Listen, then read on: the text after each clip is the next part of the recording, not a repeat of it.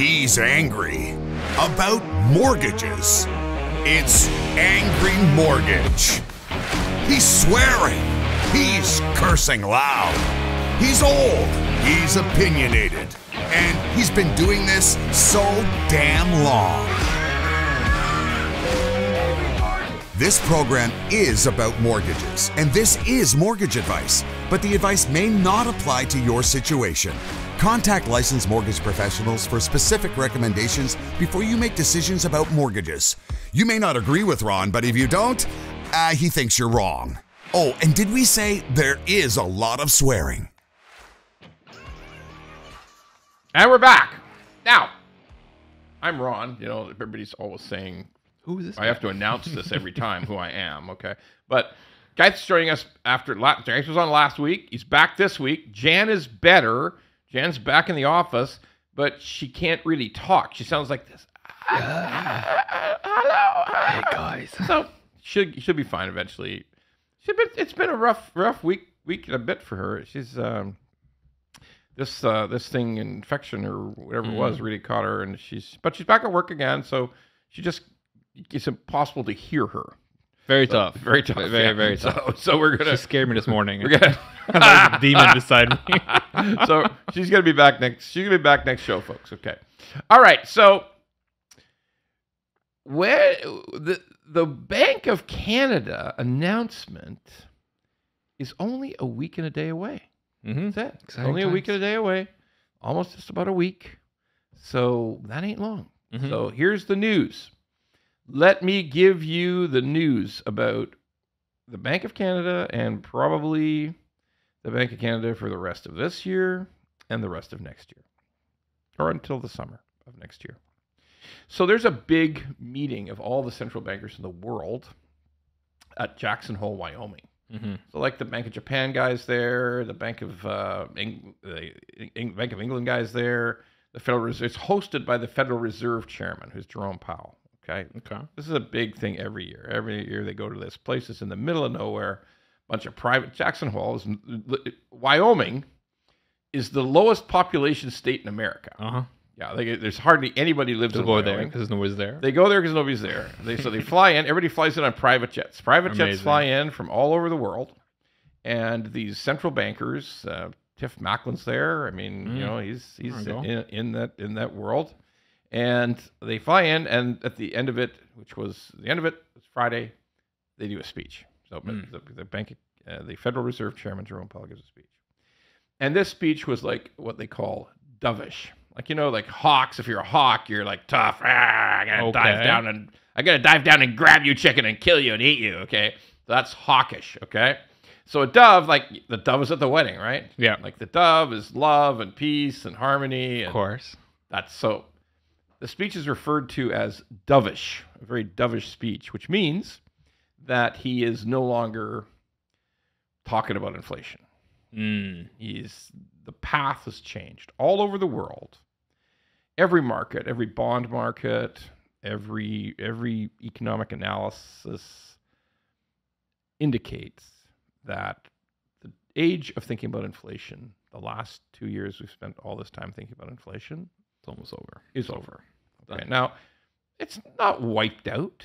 Yeah. It's not wiped out. By the way, of the G7 countries, Canada has the lowest inflation. Yep. Okay. That's correct. But inflation is not over. As a matter of fact, in Japan, inflation actually went up a tiny, tiny bit. Now, it's always been super low in Japan. Never really took off, but it's actually went up a tiny bit. England's inflation rate is still fairly high, but it's coming down. But everybody's decided. The time we've spent talking about inflation is now over. It's finished. So that means that every central bank has to take a new approach. They're now either the ones who raised a lot, like Canada and the United States. They have to think about just getting back, go back to a lower point, go back to a point, dropping. Yeah. And the reason is very simple. Everybody now agrees. When I say everybody, what do I mean? I mean like 100 out of 100 economists. I mean all the bond traders of the world. And again, before everybody jumps off the perch and starts screaming in the comments section, No, you're wrong. Inflation's not dead. Look how hard and expensive the steak is. Okay, yes. Yeah. Because by the way, I love steak. So steak is, you're right. Yeah. It's really fucking expensive. Yeah. Okay. Yeah. But inflation is the pace of increase. Exactly. It's not the fact that the prices have gone way the fuck up. Yeah. And aren't coming back down. They're not coming down. No. Okay. Like there's not going to be suddenly a discount off a car. Like here's a new Audi, and we're just taking $10,000 off, for a brand new one coming from the factory. No, that's not what it is. Forget about it. Okay? No, that is not what we're talking about. Okay, we are talking about no longer radical increases. Exactly. Every month. Okay, because let's face it, when you're running close to 10% inflation, you can actually see it on a monthly basis. All right. Yeah. So that story is now dead. So the story about how bad the economy will get, will there be a severe recession in some countries? How bad will things get? Is now, that's the topic. Mm-hmm. The top inflation. If you talk about inflation a couple of months from now, everybody will look like, oh my God, that's just so 2023. Don't talk about it anymore. We're over it. It's over now. All right. So we're not going to talk about it anymore. We will talk about is rate reduction. So, which brings up a question I've touched on in a few shows. Is it going to be time to think about a variable rate? So and you know what? I'm not going to recommend, and I'm not going to push people with any ideas. I'm not going to say, no, you should do this. You're a fool if you don't do this. What I'm going to say is I'm going to present the facts and numbers, the base projections that are not overly aggressive, and I'm going to say, think about it. If you never feel comfortable with it, humor it, yeah. But if you never feel comfortable with it, don't do it. Yeah, but of course not. Consider the facts and consider that in a rising rate environment, it's a dumb idea, of course. But in a falling rate environment, at least think about it. So let's run some numbers. What's a fairly good, an aggressive variable rate right now? For 5.4, 5.7? But I'm not talking about CMHC. I'm not talking about insured. 5.7. Not insured. Correct. Okay? Yeah. So obviously, folks, when we talk about the difference between a conventional mortgage and an insured mortgage, CMHC insurance, where people are paying, which is it's gone down to about 11% of the mortgages in the whole country. In Ontario, it's probably 6. Yeah. Okay. In BC, it's probably 6. The higher the prices you have, the chances of getting this CMHC insured mortgage are lower. Yeah. So, very low. So, but it is lower. It's 30 basis points lower than the average rate because you're paying tens of thousands of dollars fees to get it. You got it. That's how it works. So, average rate 5.7. 5.7. Yeah. Okay. So that rate is going to go down on September 4th. Mm-hmm. That's only a week away. You got it. To be down. So another 25 beeps down, and then down again, and down again, until by Christmas, by New Year's, that's going to look like that 5.7 rate is going to be 4.95. Okay. Now remember, a 3-year today, if you took it, it's about what? Between 4.59 and 4.79. Is that fair? Yeah. Okay. 4.8. Yeah. So that's what if you booked that rate today, you booked a 3-year rate today, 4.69. Okay. Now again, not CMHC. Yeah. You booked a rate today, 4.69, for the sake of argument, maybe 4.59. But you're in for 3 years. That's right. Because folks, here's what I really want to explain to everybody who might not quite understand this. The penalty on fixed rate mortgages, even if it's a 2-year fixed or 3-year fixed, it's not 3 months interest. The payment on variable always is 3 months interest. But the penalty on fixed, could be a ton. Absolutely. The penalty on fixed could be 1.5% of the mortgage when you're finished with it. Especially if rates are coming down. Exactly. In a falling rate environment, can be scary. It can be huge. Absolutely. Okay? So you got to figure if you take a 3-year for 3.59, 3.69, mm-hmm. You're going to pay the penalty if you want to get out. Okay, it's as simple as that. So you're stuck. That's your rate for 3 years. Now again, by Christmas this year, an average variable might be 4.95, 5%, whatever that is. Yep. Okay. What's it going to be by the summer? What's it going to be by July? Well, I would tell you, I believe firmly that there will be another 1% reduction, which will take us to 2.75. A lot of basically every bank economist says 3. One says 3.25. One says 2.75. But we're projecting into July of next year. So my belief is no. My belief the economy is going to be, and by the way, I'm only predicting an extra quarter of 1% than what the banks think. Yeah. The banks think 3%. I'm thinking 2.75. I think the economy is going to be a little bit worse than people think. Absolutely. Okay? So people feel it. 2.75 Bank of Canada rate gives you a 3.95 variable rate. If you took a variable at the rate today, 5.7, all of a sudden, 2.25 later, you're at 3.95. Okay. 3 sound good now. Well, it's a breakthrough. Like 3 is a real breakthrough. Yeah. Okay? So yeah, that's what we got to think about. And boy, if you took a 3-year, you're looking at another maybe 2.5 years at 3.69, 3.59. Okay. Because the other beauty of the variable is, if the rate is down to 3.95, then the conversion to a 5-year, and let's face it, another important point to consider. Everybody's been taking 3 years for the last 2 years because everybody anticipated the rates will come down. Correct. Now by next July, the rates are down. Okay. So the thinking needs to take a complete shift and start to think about protecting yourself in the maximal way, which is a 5-year fixed by next summer. Yeah. By next summer, the only decision people should make is between a variable and a 5-year. Okay. Because back to normal. Because we're back to normal. We're back to the old days. Yeah. Okay. That's how it used to be. So a 5-year fixed next year by July should be somewhere in the 3.99, 4.19 range. Okay, depending on what product you are, whether you're CMHC, it'll be lower. If you're just conventional, it might be, let's say, an average of 4.09. Okay, so you can lock that variable rate in for 4.09, 4.14. When you want to do that, so more flexibility, lower penalty. I'm not trying to sell anybody on variable. I'm not trying to say you should only take variable.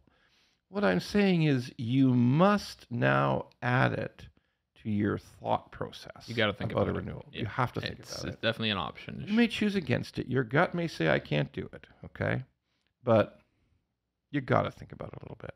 And we're already having people that we're just watching. Yeah. We're watching the increase. There's more inquiries about them day in, day out. Day in, day out. Day in, day out. And imagine after the 4th drop.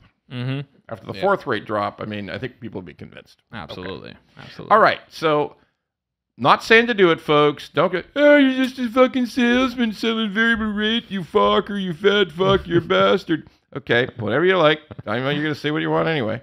But I'm just asking people to open their minds because better to think about it and understand there is an option than just take 4.69 and next July say, fuck, I could have got a 5-year for 4.14. Why did no one tell me? Why didn't anybody tell me? We're telling you now. What was going on? I don't get it. Why didn't they warn me? They must have known. They must have known. Okay, I could have been, I'm stuck for another 2.5 years.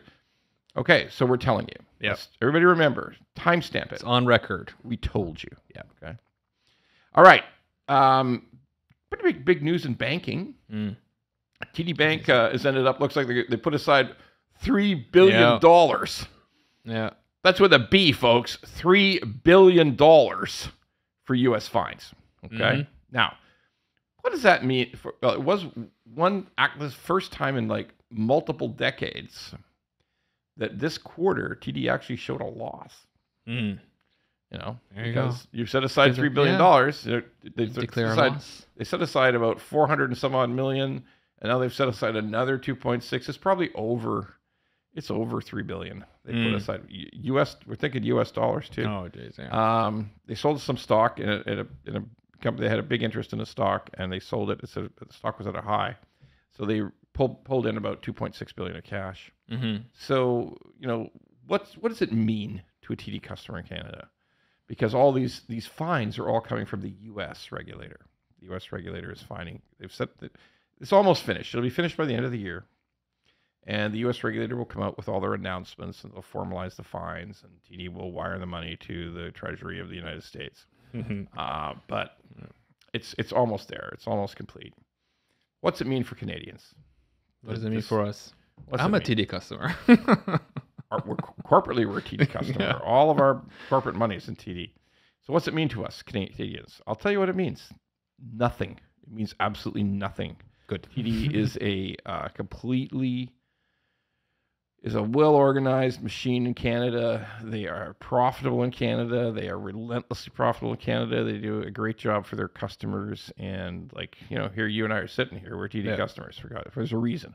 Okay, they do a good job. I'm not mad at other banks. Not mad at other banks. Love you, Scotia. Love you, BMO. Yeah. RBC, CIBC. Everybody. Not We so love much. everybody. Right? Not so much. Not right RBC now. Not and right CIBC, now. not so much. Okay. But Right now we're a bit meta. we love our banking partners in lending. But there's nothing for Canadians. Well then if it's reasonable to say, well, if there's nothing for Canadians to think about, why the fuck are they paying the U.S. government fines of $3 billion? All right. So it's a story about money laundering. So TD bought banks in the United States. TD reached a decision over 20 years ago that they wanted to expand into the United States, and they made a series of acquisitions of banks along the eastern seaboard. Boston. If you ever go to Boston, you'll see that the Gardens, where the Celtics and the Bruins play. Yeah. It's a TD Center. Amazing. Okay, the green things right on the green signs right up there. Okay. Put their logo on it. All right, it's right There there. you go. You can't miss it when you drive through Boston. It's right there. So, and then they built out in South Carolina, the Carolinas. They've got big in Florida through acquisitions, and Pennsylvania, is my recollection. They're there, whole eastern seaboard, but they didn't buy anything in New York. In New York, which is a huge banking center, Yeah, why obviously, not? they decided to build branches. 20 years ago, they decided to just stand up a retail operation from nothing in New York. And everybody, all the bankers in New York said, oh, you're fucking nuts. This is a tough market. I mean, they're going to chew you up. bull For market fuck's too sakes. there, Yeah. yeah. They're going to chew you up. You're never going to succeed. And they did. They did. They did. They There you built go. out a huge branch network down there. Very successful. They're the third highest banking share in New York now. There you go. But because all these were different banks they acquired, and they built this thing from scratch in New York, I think in New Jersey too, it was kind of disjointed, right? Like when you've got all different systems, places, different systems you're getting, and it's gonna be tough for a bit. Yeah. you got to integrate it properly, Absolutely. right? So Retrain everybody. Jeez. they admit they did lousy integration. They admit that what we're talking about here is something that Garth and I have to live with, is anti-money laundering. Because if you're in any kind of bank related to banking, you got to think about anti-money laundering. Okay. The bullshit we go through about deposits on homes and down payments on homes. Sweet Jesus. Okay. Like it's like, I see there was a $2,500 deposit here. Can you explain Where'd it go? Where Where'd it can you come tell from? us where they got the $2,500? Well, the down payment's $300,000. Yeah. So why are you You're talking? stuck up on that? We just got to know. We saw it in the bank account. You get Ugh. it's just a random transfer. Could you get an explanation? You might think I'm kidding. No, we get this. We are not kidding. Every day. We are not kidding. We have to explain it. Why? Where is the money coming from? They'll even ask us questions about employment. Like, oh, I see that they were only here, and then they became then now they're doing this, and so they finished their training for this new job. Yep. And now they've graduated that new job, so they took an increase in pay. Oh, are you sure? Yes, we're sure, for fuck's sakes. Okay, but because they're trying to see, is it realistic? Here, the wildest one was lately. The most wild one I've seen lately is the people they're in their 30s, and they saved up $360,000. And the bank we're doing the mortgage with asked the question of, it seems hard to believe they could save up that much money. I mean, how could they save so much? Yeah. They worked hard. What do you want? Wait a second. Like, they're wonderful clients who saved up all their money and were very meticulous and made good investments, and now that's fucking wrong? I mean, like, that's suspicious to be a good client, to be a good, smart, hardworking, strong saver. I don't know. Are you sure you're not fentanyl dealers? I mean, oh, for the love of God. Okay, really, seriously, unbelievable. So and with jobs that would mean they would have no time to be fentanyl dealers. Okay, like, I mean, literally Exactly. all crazy. Because the jobs were completely verified to the T. Yeah. So And look, it makes sense. Yeah. we live with AML in the mortgage business. You live with anti-money laundering. So unfortunately, in some instances, in TD's operations in the United States, they were exposed to crooks, because crooks, to wash money. We've heard that's what money laundering means. You wash it, goes in dirty, comes out clean. And there was some bad people bribed some TD employees. I would say it's employees there. Low-level employees. Low-level employees. Like the highest they ever got to as a branch manager. Yeah. And there was bad actors. There was, like, in one situation, Chinese fentanyl dealers in New York laundered over $600 million. Wow. Through a couple of 3 branches. And that's bad. Let's face it, that's bad.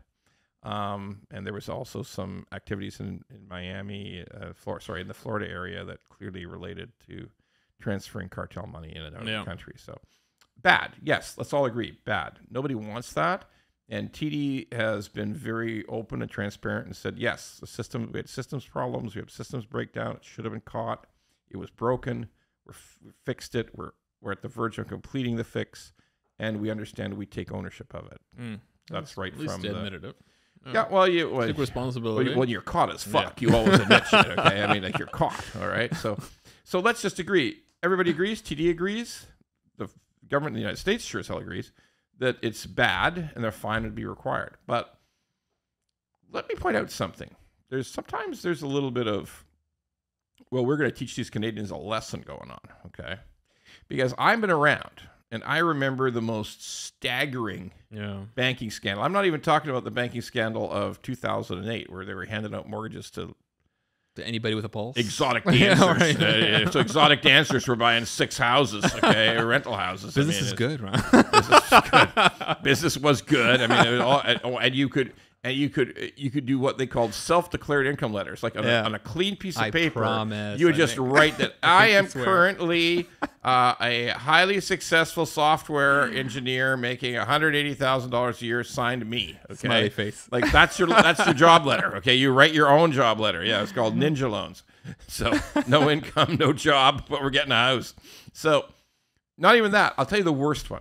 The worst banking scandal in the United States was when Wells Fargo, which at the time was one of the biggest banks in the United States, maybe the pretty biggest. Significant, no? Yeah. Huge. Yeah. And at the time, they were caught from executives at the very top of the bank on down, hundreds of people involved. Everybody was.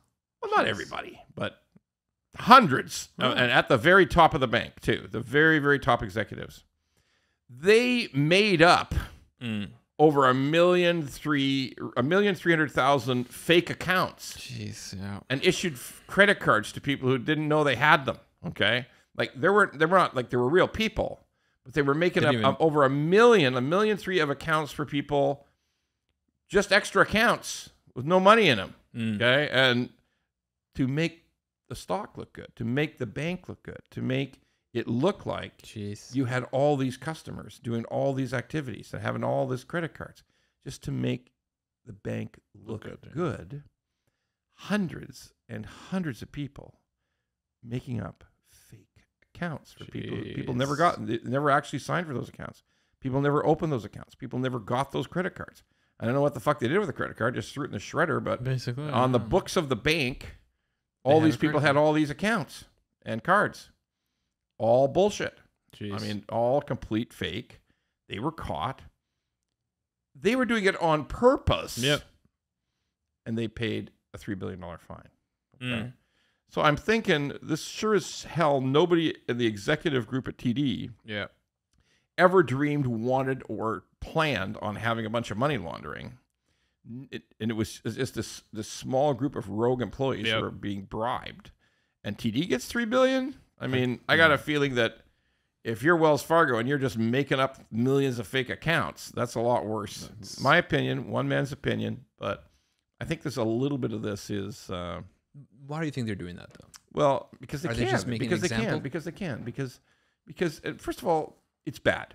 Like, money laundering is bad. Of course. We all have to accept it's bad, and the more progress we make in stamping it out, the less crime we'll have. That's reality. Absolutely. If you're a criminal and you can't wash the money, use money, it's just sitting there. What are you gonna do with it? Well, you got all these fucking $10 bills. The rats will eat it. I don't know if you ever seen these shows like The Wire. Okay, like, I mean these guys have got these rolled up little dirty, $10, $20 bills. I mean, like how you buy a house with that? What do you do? Yeah, buy a house with 3 hockey bags full of this shit. I mean, come on.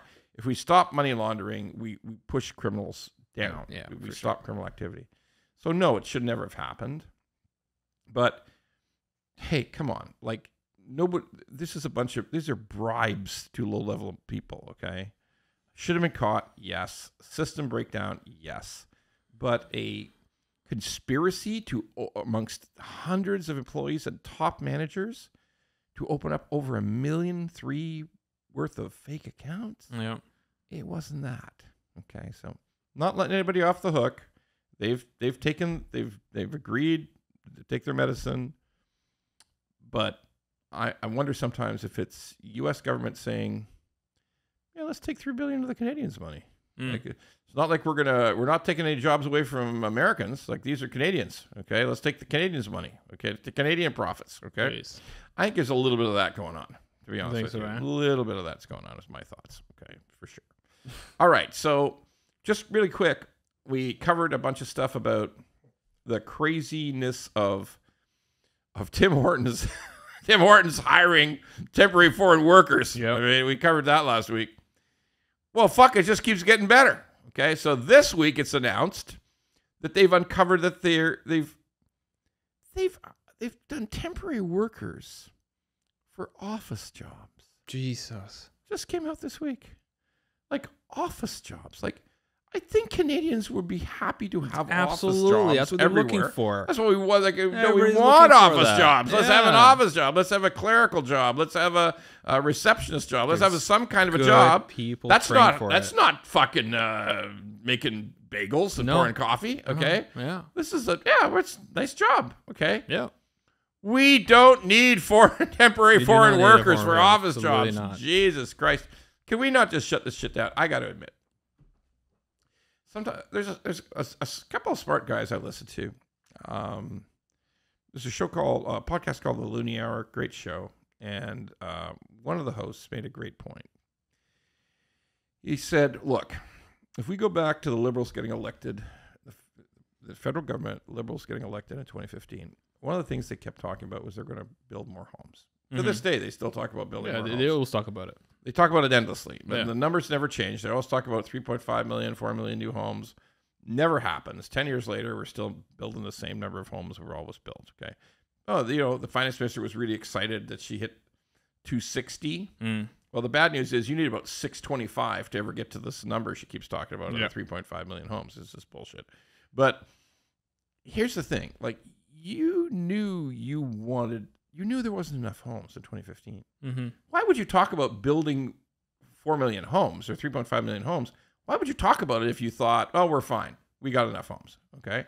You said there was a crisis in 2015. You said that you needed to build more homes. There's no more new homes been built. Okay. Except what there was always built, about 200 and change a year. Yep. Why would you jump up to 1 million immigrants? Because that's what we've hit now for about 3 years, 1 million a year. Like, this country needs immigration. We're never going to not have immigration in Canada. This whole country's built on immigration, but they didn't plan it right. They just brought them in. Good luck, everybody. Or abusing these poor students. Absolutely. We talked about the international students before, just abusing the shit out of them, like giving them terrible degrees, having their families go... Selling them a lie, exactly. Having their families go into debt in other countries to get these kids here to go to university or worst, go to community colleges with shit degrees online. Okay, like they don't even have any space for the people to go to class. So we did that. Then we go berserk on the temporary workers, trying to enrich fast food restaurant owners. And now we find out we're trying to enrich some office owners, some businesses in general with clerical staff, office workers. What the fuck? Okay, that makes no sense. Like, just no sense at all. All right, well, we got questions. Let's have some questions. We got some questions. All right. My mom and my brother lived together until she passed. They were both on the mortgage and the title. We're worried about telling the bank she passed because they might force him to sell, or we would need a high-rate lender. If we don't tell the bank, what will happen on renewal? Good question. Okay, it's a good question. It doesn't happen very often, but it happens. Like, let's face it, there's millions and millions of Canadians own homes, and all kinds of strange things happen. So what I'm trying to think from listening to you is that the mom's income was necessary to make the mortgage work. I think that's what I'm drawing from it. Okay, and so the worry is mom's passed. That was, pensions stop when you die, right? Yeah. Like you get the old age pension stops. Yep. The old age security stops. OAS is done instantly. Like boom, it stops. And well, you better let OAS know. I mean, you get in trouble if you don't let them know. Okay. CPP it stops, and it turns into a one-time death benefit. Okay, and that's it. It's done. So I guess those pensions have stopped. Yeah. Now, it's possible brother, by the sounds of things, doesn't make enough money to qualify with a stress test. And that's worrisome. So that people start to think, well, if we tell the bank, will they insist that we sell the house? Because if my brother applies on his own, we don't really want to be co-signers for whatever reasons. I mean, like sometimes people just don't want to co-sign. Yeah. There may be other answers, but look, let me tell you what's really going to happen here. If you tell the bank that mom has passed, they won't do anything. No. They won't do anything as long as the payments are made. The bank's position is there's a borrower in the house. Yep. There. Payments are happening. Estate or something. Payments are happening. Yeah. Payments are all up to date. Everything's fine. Now, the renewal question is worth asking. Yep. That's a good question. So, because there's two signatures on a renewal, right? Exactly. There's no more signatures. Yeah. So that's got to become a refinance at that point. You got to find it because there's only brother around to sign. So we've got to start again, make an application. So that's the right answer. You don't have anything to worry about until renewal. Nothing will go wrong. You can go ahead and tell the bank. Yep. Let's face it, the bank's seen this happen before. Yeah, all the time. All the time. When I was in servicing, absolutely. As long as a mortgage is being serviced, you're good. Yeah. So, renewal. You got to plan for renewal. You got to decide whether, if brother can't afford it, you've got to try to do maybe a pre-approval and say, okay, can we switch? Does he have enough income with the stress test? Can we add a co-signer? Could we add a co-signer? I mean, you don't know till you try. Exactly. Okay, until you actually investigate. You don't have to do it. You don't have to wait terrified till renewal. You could take some preemptive steps first. Okay, so that would be a good idea. All right, we got another question? Second question. Okay. We have owned a lot in Kananaskis country. Kananaskis country. You're not from Alberta, are you? Are you, guys? Not. You ever been to Alberta? Nope. Only in here in Ontario. Oh, Quebec. That's it, really. I lived in Alberta. Yeah. So I know all about Kananaskis country. It's beautiful, beautiful part of the world. And a beautiful part of Canada. It's gorgeous. But anyway, go ahead. Too cold for me. Yeah. It's always too cold. All right. Kananaskis country. Kananaskis country. Okay, go ahead. For years. And we are finally thinking we should start to build a vacation home. What's the best way to finance construction? I like construction. Yeah, I know you do. All right. So let's all right. It's a good question. You really have to make applications. I mean, the first thing to do is make sure you can build. Good luck getting a permit. Yeah, the first thing to do is say, well, what is soft costs? Soft costs, because that's what you call the preparatory costs to get ready to be able to build. You need permits, you need plans, you need engineers' stamps, you need architects' plans. You need the city to look at these plans, or the town of Kananaskis to look at these plans. You got to check on water, water and power and septic, the feasibility of septic. You have to know that you can get a permit. So there's a lot of pre-work to do before you'll ever know whether it'll actually work out. Yeah. So you can take some of those preemptive steps to try to find out, at least figure out what that's going to cost, at least look into the water and the septic, the power, figure that out, figure out how it really works, talk to people who might be general contractors, or just try to get a handle on the budget And at that point that you're not just dreaming of it, that you've done the preparatory work, go to your bank, see what they think. Yep. Because sometimes it's actually simple. Yep. Sometimes people have very low mortgages on their homes. Yep. Sure. Simple. And you can build the whole project out of a line of credit on your existing house. Exactly. You don't have to worry about all financing draws. Draw this. You don't have to worry about all the carry on of, oh, I got to reach this stage. I got to have the walls up. I got to have the roof on. I got to have the doors on. I got to call the appraiser. They got to check. The bank says, oh, wait, we didn't think the roughing is finished enough over here. We can't give you the advance. I mean, oh, my God. Yeah. By the way, sometimes that stuff runs fairly smoothly, but mainly not. Okay. Yeah. So, hey, you may have a house where you have a small mortgage and a good equity in your home. Get a line of credit. Yep. And you don't have to do anything. Now, otherwise, you will have to depend on construction financing. It's more expensive than normal mortgages.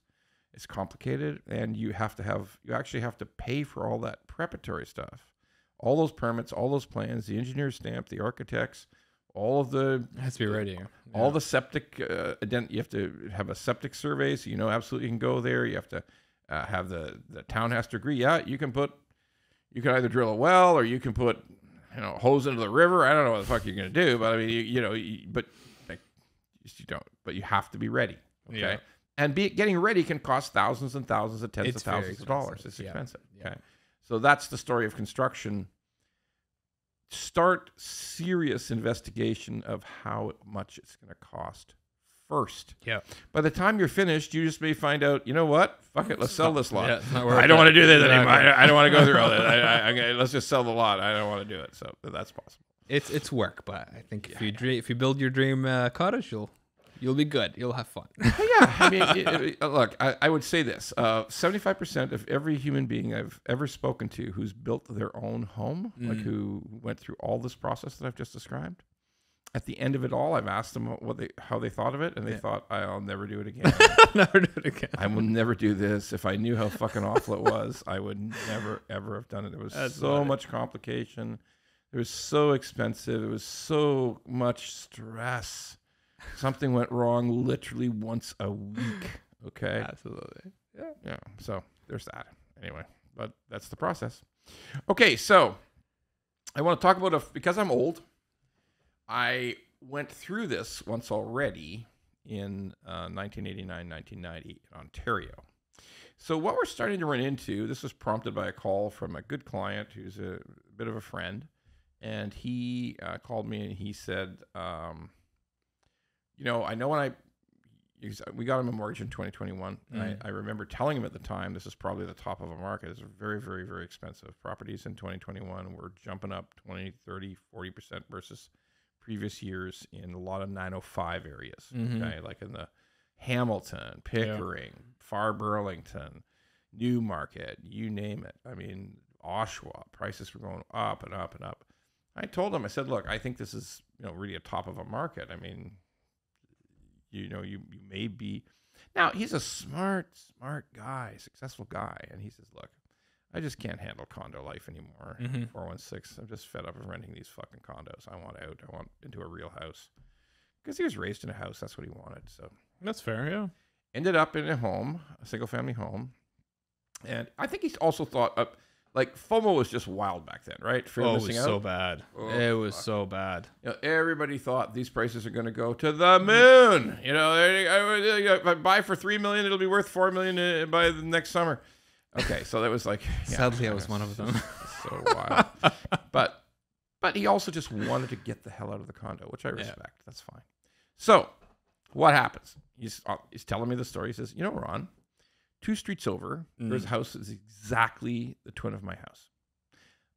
It is the same lot size, precisely. It's obviously built by the same builder. It's the same exact floor plan. There you go. And it sold 2 weeks ago for $145,000 less than I paid. Forget it. So I think you were right. Yeah. He's a highly successful, very smart guy, and he just tells the truth. So he just said, "Yeah, you were right." Yeah, it turns out you were right. Yeah. Okay. So I mean, by the way, I was no genius. I've just seen a lot. Okay. And he says so So I said, look, it doesn't, he says, but then again, wisely, he said, but I don't care. I like the house. Exactly. I just think I might be stuck here for a long time. Yeah. Okay. You know, because here's what happens, folks. If the price goes down, you don't have any more equity in the house. Like you put 20% down. Yeah. The 20% might have been $200,000. What's your down payment going to be? Yeah. Yeah. And if it's gone down 145, then you got to pay some commissions to sell it. Yeah. I guess you're at zero. Yeah. You're now break even on the house. You pay the mortgage Might off as well just stay. and have nothing. Exactly. Okay. So look. And, you know, he does have a renewal coming up. Oh, okay. Now, in his case, it's not too bad because he was somebody who actually had a variable rate mortgage where, but he had increased his payments along the way to try to keep up. Because some mortgages, variable rate mortgages, you don't increase your payments. They just let you ride, and basically your mortgage goes backwards. Okay, That's right. Instead of your mortgage getting smaller, it gets bigger. It becomes infinite. Almost. So he did that. So, but he said, "Look, he knows. He says, I know I'm going to pay more in a couple of years, but I said, but he says I'm more thinking about I'm stuck." I said, "Yeah, you're right. You're stuck, but as long as you like your neighborhood, as long as you like, you know, where you are, what's the difference? Yeah. I mean, you know." In 5 or 10 years or whenever, you make enough money, you'll be able to sell someday. Sure. But or maybe you just like it there, and it'll be fine. But this is something we experienced between 1991 and 1996. There were many people who just couldn't sell because there was no equity in their home because the prices had fallen.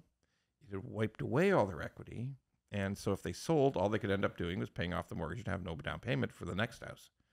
So.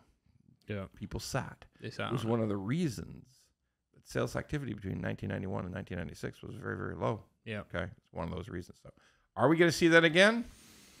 I don't know. But that was the experience he had, and he related it to me. So, I think it's another trend that we can continue to watch in Ontario, and probably in the far parts of the Fraser Valley in BC. Okay, because even though the price right in central Vancouver is not dropping, price in North Van, West Van is not dropping, price in Burnaby, price in New West may not be dropping, except the condos. The tiny condos have some, you know, they've got some downside. But single family, low rise, no. But the far Fraser Valley, those prices ran through the fucking roof in 2020 and 21. And they might have some troubles in those places. They may be in the same spot. Yeah. Okay. All right, our favorite part of the program. What the actual fuck? All right, so really and fucking truly, what the actual fuck is wrong with the Canadian government about this rail strike?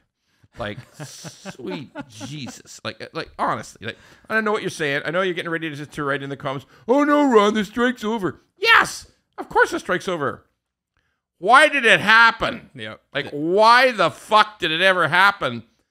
They missed the train on that one. They missed the train. Guys, there you go. Anyway, fuck me. Like, they knew it was coming for weeks, for months, maybe for a year. They knew the contract was up. Yeah. Okay? And they could have done this binding arbitration any fucking time. Yeah. Okay? Now, here's the wild part, folks.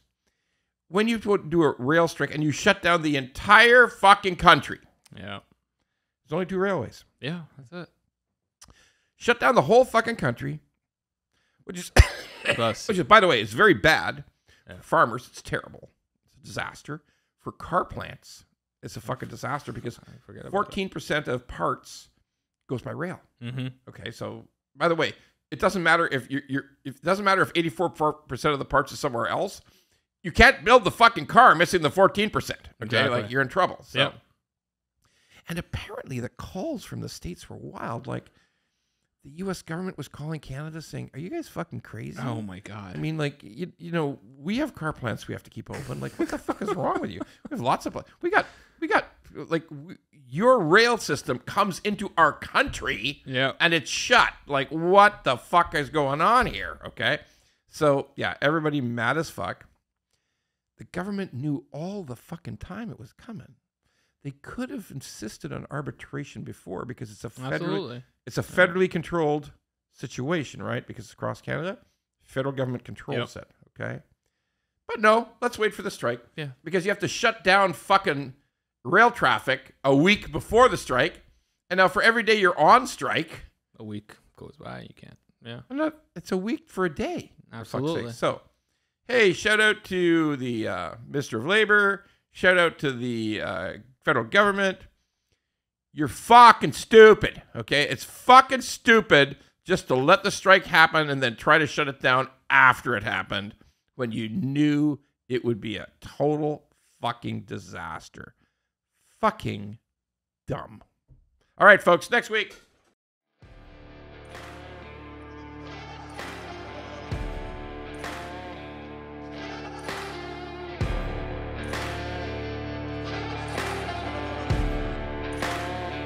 If you like the pod, well, don't just sit there. Go to YouTube, Apple, Spotify, and all the other ones and like the pod. And don't forget to subscribe so we can keep being angry at mortgages and swearing about mortgages. Angry Mortgage could use your support.